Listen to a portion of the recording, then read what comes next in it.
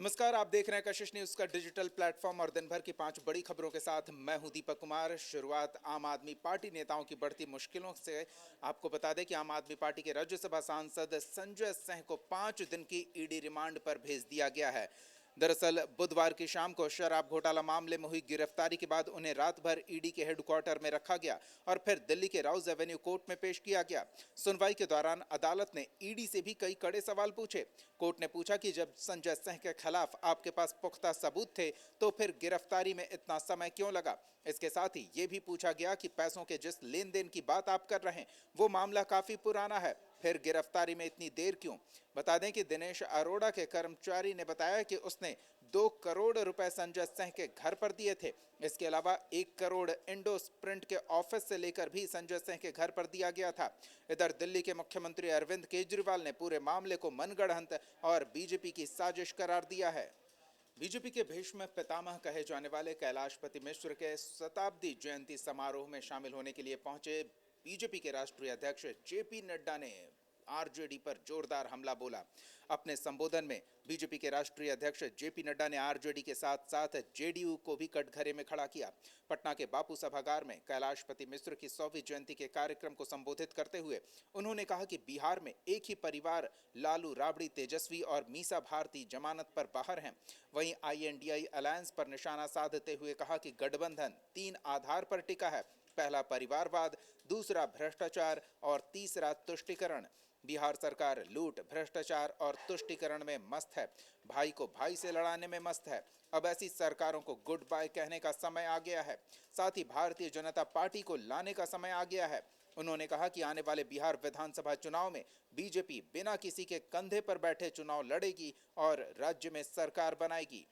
रांची के प्रोजेक्ट भवन में हेमंत सोरेन की अध्यक्षता में कैबिनेट की बैठक हुई जिसमें 32 प्रस्तावों पर मुहर लगी। आपको बता दें कि कैबिनेट की बैठक में झारखंड प्रशिक्षण नीति 2023, जिला स्तरीय सिद्धो कान्हू कृषि उपज के लिए 2 करोड़ का प्रस्ताव और आधार इकोसिस्टम 2023 शामिल है। इसके साथ ही राज्य में नया थाना और ओपी को उत्क्रमित करने का भी निर्णय लिया गया, जिसके तहत रांची में विधानसभा, साहिबगंज में गंगा नदी थाना, बोकारो में चीराचास थाना, चाईबासा में कोयरा और आरा हसा थाना खुलेंगे। ओपन जेल में भेजे जाने की प्रक्रिया सरल बनाई जाएगी। अब डीजीपी कैदी को रखने के लिए अनुशंसा कर सकेंगे। 263 करोड़ की लागत से 4 लेन हाई ब्रिज भी जामताड़ा निरसा के बीच बराकर नदी पर बनेगा। Pachwara coal block West Bengal power को सशुल्क 30 साल के लिए लीज पर दिया जाएगा। नेशनल शूटर तारा शाहदेव मामले में सीबीआई कोर्ट ने आज आरोपियों की सजा सुना दी। आपको बता दें कि तारा शाहदेव प्रताड़ना मामले में सजा का ऐलान करते हुए सीबीआई कोर्ट ने रंजीत कोहली को आजीवन कारावास की सजा सुनाई है। रंजीत कोहली की मां कौसर रानी को 10 साल की सजा देते हुए 50,000 का जुर्माना लगाया है। हाई कोर्ट के पूर्व रजिस्ट्रार मुश्ताक अहमद को भी सजा दी गई है। उसे 15 साल सश्रम कारावास के साथ 50,000 के जुर्माने की सजा सुनाई गई है। बता दें कि रंजीत सिंह कोहली उर्फ रकीबुल हसन और तारा शाहदेव की शादी 7 जुलाई 2014 को हुई थी। शादी के बाद से ही तारा शाहदेव के साथ पति रकीबुल हसन उर्फ रंजीत कोहली उत्पीड़न और मारपीट की घटनाओं में शामिल होने लगा। धर्म छुपाकर शादी करने, यौन उत्पीड़न, धर्म परिवर्तन के लिए प्रताड़ित करने का मामला सामने आया, जिसकी पुलिस ने जांच शुरू की। बाद में झारखंड हाईकोर्ट के आदेश पर साल 2015 में सीबीआई ने मामले को टेक ओवर किया। जांच पूरी होने के बाद आरोपियों के खिलाफ साल 2018 में चार्जशीट दायर की गई थी। शिक्षा विभाग के अपर मुख्य सचिव के पाठक अपने फरमानों के लिए सुर्खियों में रहते हैं और इस बार फिर के पाठक ने ऐसा ही फरमान दिया है जिसको लेकर चर्चा तेज हो गई है। दरअसल के पाठक ने अनियमितता करने वाले अधिकारियों के खिलाफ गिरफ्तारी। दरअसल आईएएस के पाठक ने बाबा साहेब भीमराव अंबेडकर विश्वविद्यालय मुजफ्फरपुर के कुल सचिव और वित्तीय अनियमितता से संबंधित पदाधिकारियों पर एफआईआर करने का निर्देश दिया है।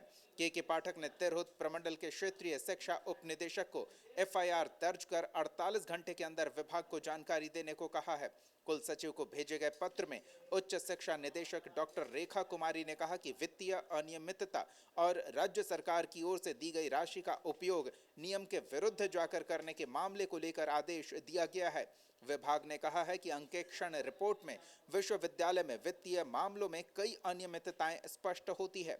अगस्त के तीसरे सप्ताह में विश्वविद्यालय में अंकेक्षकों की टीम गई थी। विश्वविद्यालय को लिखे अपने पत्र में 6 अलग-अलग वित्तीय अनियमितताओं की जानकारी दी गई है। तो ये थी आज की 5 बड़ी खबरें। तमाम छोटी बड़ी खबरों से अपडेट रहने के लिए कशिश न्यूज के डिजिटल प्लेटफॉर्म से जुड़े रहें। फिलहाल इतना ही। नमस्कार।